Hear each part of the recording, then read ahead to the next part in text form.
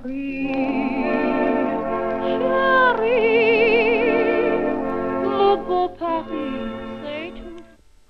and welcome to Paris Set Me Free mini photo tutorials. This is a picture which, although I didn't plan it as a triptych, the way it turned out logically lent itself to being one.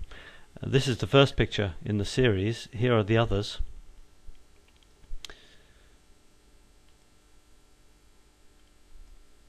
There's a girl's face, there's her legs, and there's all of her.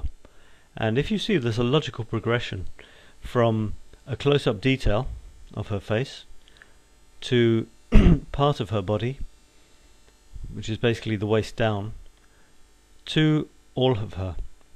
And the charm of this is that she's on the train and she's sleeping, or at least she's pretty out of it, as a lot of people are at this sort of time in the evening after a hard day's work. And as it happens, I was getting on the train at the time she was there. I don't think she saw me. My first picture, can you guess which one it was? Well, my first picture was the legs. I voyeuristically had my camera out, and as I was getting on the train, saw these knees pointing at me, and thought I would take a shot of that. As it happened, I was able to sit in a seat further away here and take another shot of her. And at some point, I probably zoomed in and took this picture of her face as well.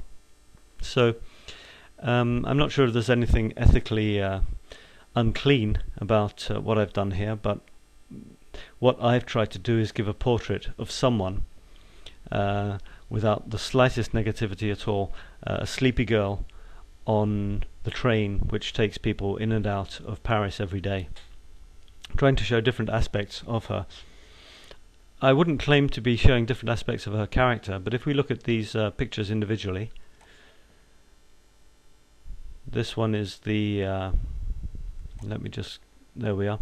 This one is the picture of her close up snoozing. Now this is actually a very sweet picture. There's something has happened here. Can you see that double echo? I mean, no, single echo. You've got her face, which is quite clear, but you've got a second part of her face, which is probably because of maybe a slower shutter speed, where it took the photo initially by, I don't use flash in this sort of situation, so there must have been two lights, but it almost looks like there's two girls there, one with her lips against the second. Or it's really an amazing effect. And as I look at it, I discover it for the first time. So although this chin here is a ghost and the nose is a ghost of the first girl, it doesn't seem to be at the same angle. It's like it's not just a repetition, it's a second thing. So maybe I was moving at this time. I think I was moving, and as I took the shot, I moved the camera to sit down, pretending or trying not to be seen, and managed to get this. Look how lovely it is. You can see her glasses in the light. It's a very luminous shot. Obviously there's a lot of light coming maybe from here. Look at those lovely long eyelashes, but she's asleep. That lovely hair encircling her face. It's a very, very beautiful, very calm shot. But she's not exactly a sexy girl. She looks a little bit like a little mousy, a little bit like a librarian or something like that. But then if you look at this shot, you see another side.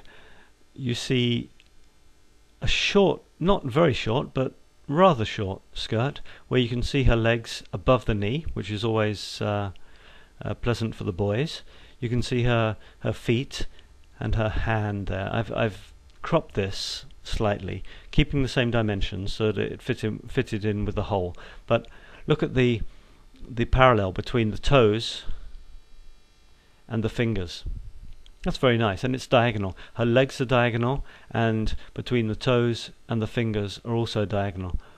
There's a wedding ring, or normally it's a wedding ring on that finger, and there's a bit of shiny stuff here as well, which echoes the shine on that ring there. So all in all, it's you've also got this corner is being chopped off by the door. In fact, this was as I walked into the train. So there's diagonals this way, her legs, side of her leg there, side of her leg there, and this way, the edge of her bag, the other edge of her bag, the edge of her skirt, the edge of this. This was actually somebody else's bag. So there's a lot of even her toes add to the diagonal which is going across the picture this way. So it's a very beautiful photograph. I've changed it a little bit to get rid of the reality and to make it more dreamlike, which is something that you can do. For example, it's quite grainy. This is something I did afterwards. This is your choice. You do what you want to do. And then the final picture is this one, and it's the same girl. I had to check a few times to make sure it was the same girl. But if you look at her sandals here and this picture here, you can see that it's certainly the same girl. She's just changed her leg position. But it's funny because it's almost as though we're intruding on a private moment. It's not as bad as those women that you see on the train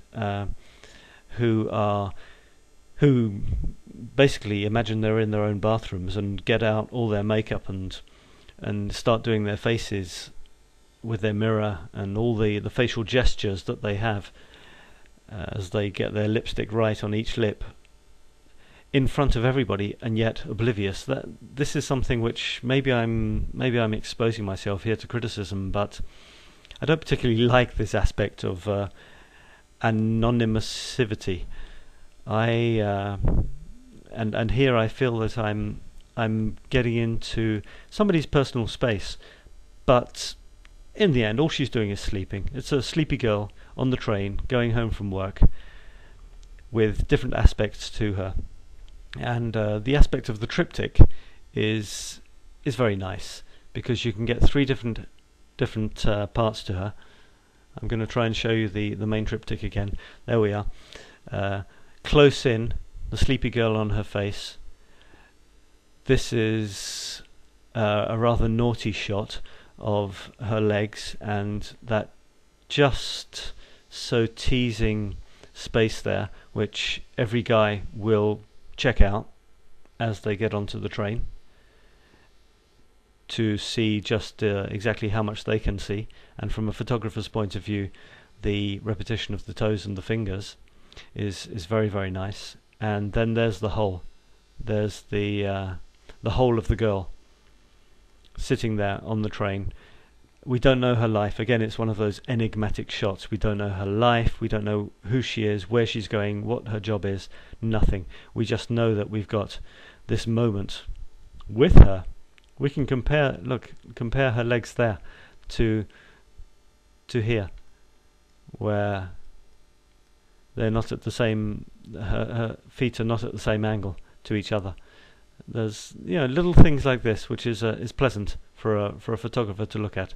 And finally, the main shot of her just snoozing away with that effect of the second girl, maybe showing a different side to her personality. So there's another example of a triptych, very, very worth doing. In this case, it's not a way of getting away from when you have two photographs that are almost the same and you can't decide, then make a triptych. No, these photographs are very, very carefully chosen to be three different aspects of the same person, and it's a great exercise. It's a great thing to do. This one is a vertical composition, which goes with the horizontal style of the photos. So that's all for this time. Thanks very much for visiting. Depuis que je suis à Paris, le jour et la nuit, je suis gris. J'ai compris la douceur de vivre. Je suis fou de joie, je suis ivre. Depuis que je suis à Paris.